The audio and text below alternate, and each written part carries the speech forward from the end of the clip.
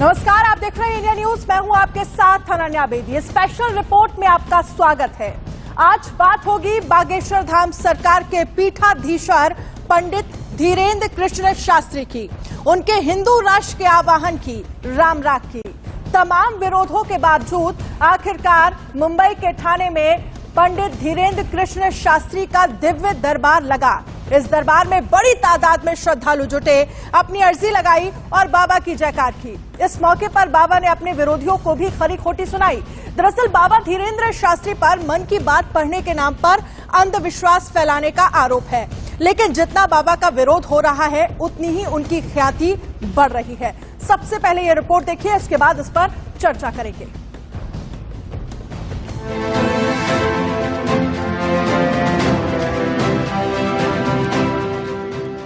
बाबा बागेश्वर धाम के पंडित धीरेन्द्र कृष्ण शास्त्री की धमक और हनक एक बार फिर आर्थिक राजधानी मुंबई में सुनाई दी। तमाम विरोधों, आपत्तियों के बावजूद ठाणे में दिव्य दरबार लगा।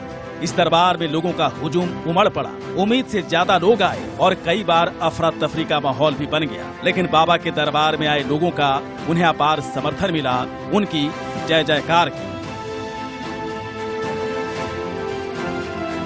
पंडित धीरेन्द्र शास्त्री ने हर बार की तरह इस बार भी विरोधियों को जमकर खरी खोटी सुनाई। बाबा बागेश्वर ने कहा कि मुझे बहुत रोकने की कोशिश हुई, आज से हम भी मुंबई वाले हो गए, अब मुंबई आते रहेंगे, अभी एक हफ्ते तक मुंबई रहूंगा, उन लोगों की ठठरी बांध देंगे जो विरोधी हैं। उन्होंने कहा कि भारत को हिंदू राष्ट्र बनाकर ही रहूंगा, हर घर से एक बच्चा राम के लिए निकालो। धीरेन्द्र शास्त्री ने हुंकार भरी कि पर्चा तो बहाना है, देश को राम का बनाना है। तो एक बहाना है, बालाजी की कृपा का सिद्धांत बताना तो एक बहाना है, भगवान होते या नहीं इसका अनुभव कराना तो एक बहाना है, असलियत में पूरे भारत को राम का बनाना है। इतना ही नहीं, पंडित धीरेन्द्र शास्त्री ने कहा कि कच्चा आदमी ही बहकी बातें करता है, सच्चा नहीं। सब बहकी बातें करता है, लेकिन जो सच्चा आदमी होता है वो काल के बाप से भी नहीं डरता है। भारत ऋषियों का देश है, यहाँ ऋषियों की महिमा के चमत्कार तो आदिकाल से तुलसीदास, आदि जगतगुरु शंकराचार्य, बहुत ही महाराष्ट्र के सिद्ध संत नामदेव जी, अनेक महापुरुषों की उपस्थिति से और सदगुरु सन्यासी बाबा की उपस्थिति से होते रहे, हो रहे, और जब तक इस दुनिया में मानव रूपी सभ्यता रहेगी तब तक संतों का चमत्कार कायम रहेगा। पंडित धीरेन्द्र शास्त्री ने कहा कि महाराष्ट्र संतों की भूमि है और हमारा सनातन का सपना महाराष्ट्र से ही पूरा हो सकता है।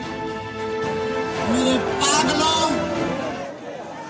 संतों की भूमि और वीरों की भूमि है महाराष्ट्र, जहां हमारे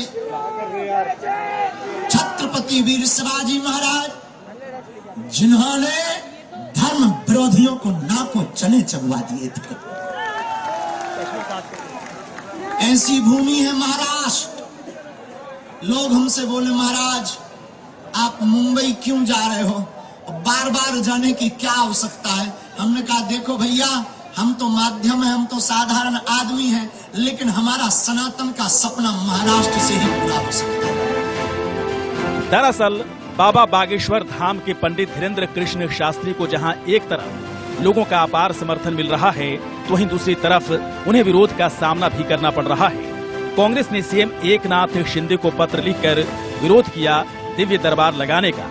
अखिल भारतीय अंधश्रद्धा निर्मूलन समिति ने भी संत धीरेन्द्र कृष्ण शास्त्री के कार्यक्रम का विरोध किया और स्थानीय पुलिस को ज्ञापन सौंपकर कार्यक्रम की मंजूरी नहीं देने के लिए कहा था। पुलिस ने कार्यक्रम की मंजूरी तो दी, लेकिन आयोजकों को नोटिस जारी कर ये सुनिश्चित करने के भी निर्देश दिए कि कार्यक्रम के दौरान किसी भी तरह की भड़काऊ टिप्पणी न हो। लेकिन पंडित धीरेन्द्र शास्त्री सनातन और राम की बात कहते रहे और विरोधियों पर निशाना साधते रहे। दरअसल अखिल भारतीय अंधश्रद्धा निर्मूलन समिति का मानना है कि धीरेन्द्र शास्त्री के YouTube वीडियो में कई बार ये देखने को मिला है कि वो जादू टोना करते हैं, मंत्र पढ़कर बीमारी ठीक करते हैं। ये सब अंधविश्वास को बढ़ावा देने वाली हरकत है। महाराष्ट्र में drugs and magic remedies act 2013 कानून लागू है। ऐसे में कोई अगर अंधविश्वास फैलाने का काम करता है तो उसे ऐसे कार्यक्रम लेने की मंजूरी नहीं दी जानी चाहिए। बहरहाल दिव्य दरबार में अर्जी भी लगी और बाबा ने अपने तरीके से लोगों की समस्याओं का समाधान करने का दावा भी किया। इससे पहले नागपुर में बाबा की कथा का आयोजन किया गया था। इस दौरान अंधश्रद्धा मूलन समिति के संस्थापक श्याम मानव ने बागेश्वर सरकार पर अंधविश्वास फैलाने का आरोप लगाया। श्याम मानव ने चुनौती दी कि अगर पंडित धीरेन्द्र शास्त्री अपने चमत्कार को मेरे सामने सही करके दिखाएं तो मैं उन्हें 30 लाख रुपए इनाम दूंगा। इस चुनौती के बाद बाबा नागपुर से वापस आ गए थे। हालांकि बाद में बाबा ने सफाई देते हुए कहा कि कथा 7 दिनों की थी, मैं भाग कर नहीं आया बल्कि कथा पूरी करके आया हूं। Bureau report, India news.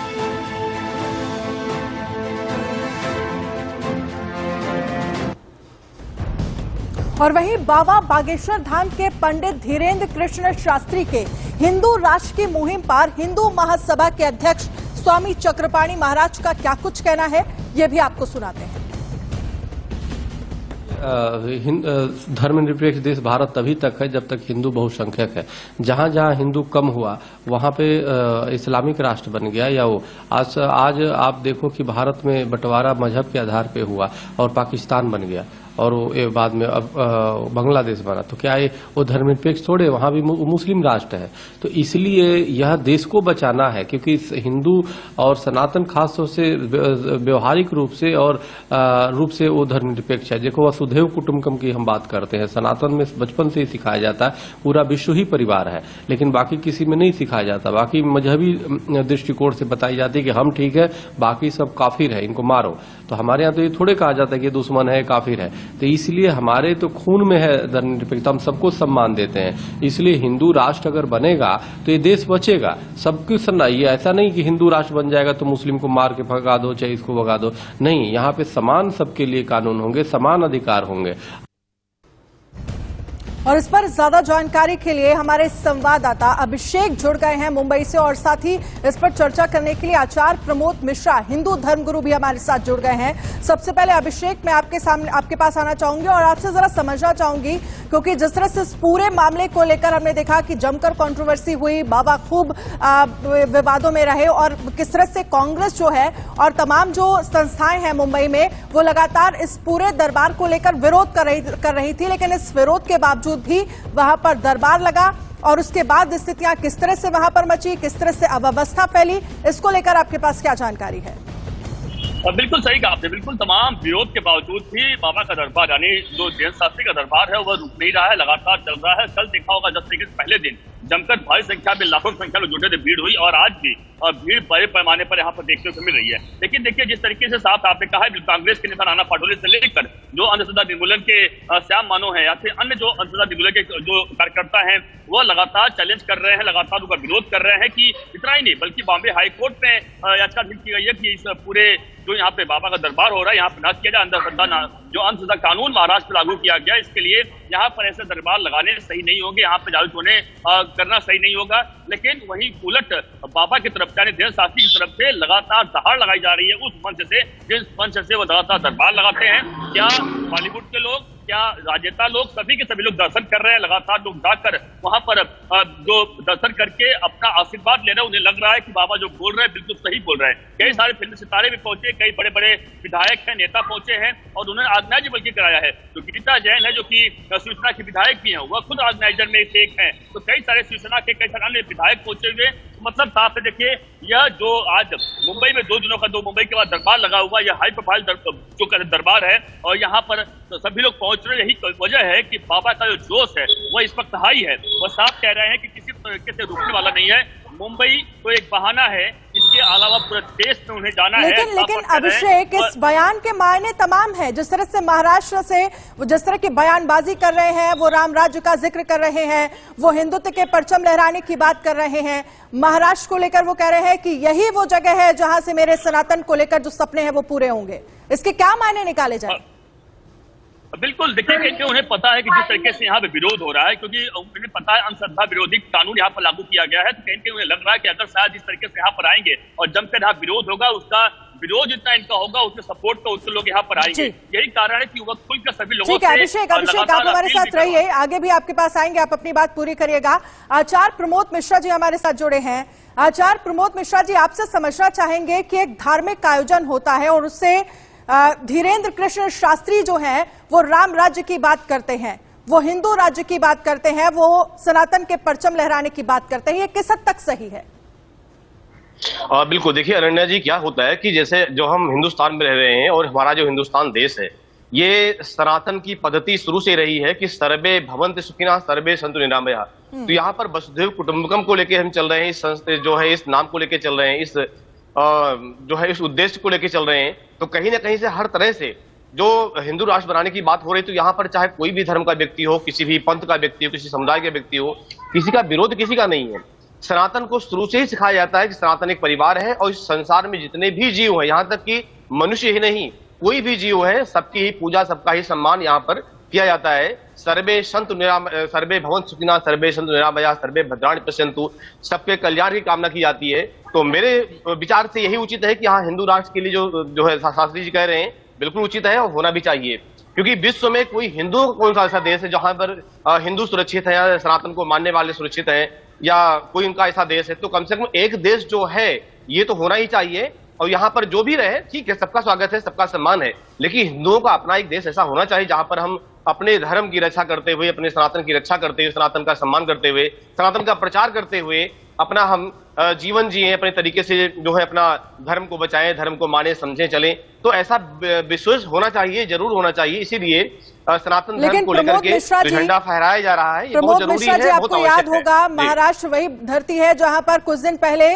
Dhirendra Krishna Shastri को चैलेंज किया जाता है, उसके बाद वो वापस मध्य प्रदेश आते हैं और एक बार फिर से वो वहां पर महाराष्ट्र पहुंचे और किस तरह से उनका वहां पर हमने देखा कि लगातार जो पॉपुलैरिटी है वो बढ़ रही है, लेकिन विरोध भी जमकर हो रहा है। लेकिन जिस तरह से वो अपनी बयानबाजी में ये कह रहे हैं, उनकी तरफ से ये कहा गया कि पर्चा तो सिर्फ बहाना है, हिंदुत्व का, सनातन का परचम लहराना है, इसके मायने क्या है? बिल्कुल, ये जरूरी भी है और ठीक कह रहे हैं, मेरा मानना है कि ठीक कह रहे हैं। और रही बात की वहां पर पहले गए थे, उनका विरोध हुआ था। देखिए विधर्मी जो होता है, विधर्मी हर जगह है और वहां भी है, ठीक है, विरोध वहां से शुरू हुआ, इसके बाद काफी जो है पॉपुलैरिटी भी मिली, काफी नाम भी मिला उनको, लेकिन दोबारा फिर वहां गए हैं। तो कहने का मतलब ये है कि जो विधर्मी लोग होते हैं वो विरोध शुरू से करते रहे सनातन का, आज से नहीं, पहले से भी होता रहा है। तो अब जो आज की जो युवा पीढ़ी है, आज के जो महात्मा है या संत हैं, बाबा लोग हैं या धार्मिक प्रवृत्ति के लोग हैं, ये अपने धर्म को बढ़ावा दे रहे हैं, तो ये बहुत जरूरी है, बढ़ावा देना भी बहुत जरूरी है। और वहां दोबारा गए हैं, ये मानते हैं कि शिवाजी की जो धरती है, शिवाजी की भूमि, उन्होंने भी धर्म के लिए काफी कुछ किया, उनका भी काफी विरोध हुआ, लेकिन फिर भी परमात्मा की कृपा रही, ईश्वर कृपा रही, वो डटे रहे अपने धर्म पर। आज उनका भी नाम है और कहीं ना कहीं बहुत धर्म की स्थापना भी उन्होंने तरीके से किया है, धर्म को एक आगे अच्छा जो है परचम दिया है। तो बिल्कुल यही जो शास्त्री जी कर रहे हैं, बिल्कुल यही ठीक कर रहे हैं, उनको भी उचित है कि हाँ ये करना चाहिए। आगे मेरा मानना है कि जो सनातन वर्ग के लोग हैं, सनातन धर्म के लोग हैं, इन सभी को उनका समर्थन करना चाहिए और बढ़ चढ़ करके उनके साथ हिस्सा लेना चाहिए कि हाँ ये लोग भी आगे बढ़े, अपने धर्म को समझे, धर्म को जाने, और ये बहुत जरूरी है। अन्ना जी, चलिए ठीक है। अभिषेक, मैं आपके पास आना चाहूंगी और जरा समझना चाहेंगे, कांग्रेस इसको लेकर लगातार विरोध कर रही थी, कांग्रेस की तरफ से यह कहा जा रहा था कि यह दरबार नहीं होना चाहिए, लेकिन वहीं अगर हम मध्य प्रदेश की बात करें तो कांग्रेस के तमाम नेता जो हैं वो बाबा के दरबार में नतमस्तक नजर आते हैं। तो क्या राज्य बदल जाने से जो आइडियोलॉजी है, जो विचारधारा है, वो बदल जाती है? एक तरफ तो फेवर में नजर आते हैं कांग्रेस के नेता और दूसरी तरफ अगर बात महाराष्ट्र की होती है तो यह कहा जाता है कि यहाँ पर यह दरबार नहीं होना चाहिए। बिल्कुल सही कहा आपने। बिल्कुल देखिए, यही वजह है कि कहने का विरोध करना किस जगह तक सही होता है, यह जरूर नाना पाटोले को कांग्रेस सोचना चाहिए। और यही सवाल नाना पाटोले से किया गया तो उनका साथ इस पर कहना था कि चूंकि महाराष्ट्र में अंधश्रद्धा कानून बनाया गया, यहाँ पर कोई यहाँ पर जादू टोना नहीं कर सकता है, इसलिए हमने मांग की है कि किसी तरीके से इनको परमिशन ना दिया जाए। सवाल यह उठता है कि क्या वास्तव में जादू टोना करते हैं क्या धीरेन्द्र शास्त्री, क्या वास्तव में ये चीज होता है क्या? क्योंकि जिस तरीके से देखिए एक नेता, आप देखिए कि जो धीरेन्द्र शास्त्री के जो बोल है वह बहुत पहले से लगातार बदलते जा रहे हैं, बदल रहे हैं। वह अब जो बयान कर रहे हैं अपने मंच से, वह कहीं एक जो नेता होता है, एक तो कह सकते हैं सनातन गुरु या कहें धार्मिक गुरु के नाम पे बरूर बाबा का जो उपाधि उनको मिल चुकी है, लेकिन जो उनके बोल निकल रहे हैं वह कहीं एक ऐसे नेताओं के जो मंच से बोल निकलती कहीं वह निकल रहे हैं। यही वजह है कि वो कह रहे हैं कि पूरे देश को हिंदू राष्ट्र बनाना है, राम नाम का जाप करना है, उन्हें हनुमान से जोड़ना है, वह तो पर्चा एक बहाना है। कई सारे ऐसे ठीक है अभिषेक, लेकिन जिस तरह से अव्यवस्था फैली है और हमें जानकारी ये भी मिली है कि तमाम ऐसी महिलाएं हैं जिन्होंने इस पूरे जो लोग इस पूरे दरबार में पहुंचे थे उनके साथ किस तरह से लूटपाट हुई है, कई इस तरह के भी मामले सामने आए हैं, चेन स्नैचिंग के भी मामले सामने आए हैं। इसको लेकर क्या जानकारी मिल रही है पुलिस प्रशासन की तरफ से? इसको लेकर क्या आपकी बातचीत हुई है? कोई एक्शन इसको लेकर कुछ लिया गया हो? बिल्कुल, जब पहला दिन बिल्कुल सही कहा, पहला दिन कल जब था उनका, तो उस वक्त करीबन एक दो नहीं, करीबन 25 से 50 लोगों के आसपास की महिलाओं के या आम लोगों के जो वहां पे लोग थे, उनके मंगलसूत्र से लेके चैन से लेके कई सारे कीमती जेवरात या फिर तमाम चीजों को उनकी चोरी हुई है, जिसको लेकर रात भर जो कि मियां रोड का जो पुलिस स्टेशन है, रात भर वहां पर लगातार लोग मौजूद रहे ताकि उनका FIR दर्ज हो सके, उनकी बारे में जांच पड़ताल हो सके। पुलिस ने मामला दर्ज भी किया है, जांच पड़ताल कर रही है, लेकिन अब तक बड़ी कार्रवाई नहीं हुई। लेकिन ये बात तो साफ है कि बहुत बहुत शुक्रिया फिलहाल तमाम जानकारी के लिए।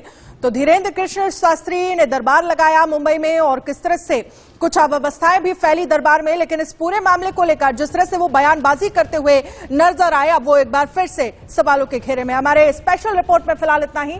आप बने रहिए इंडिया न्यूज के साथ। इंडिया न्यूज पर खबरों का सिलसिला लगातार जारी है।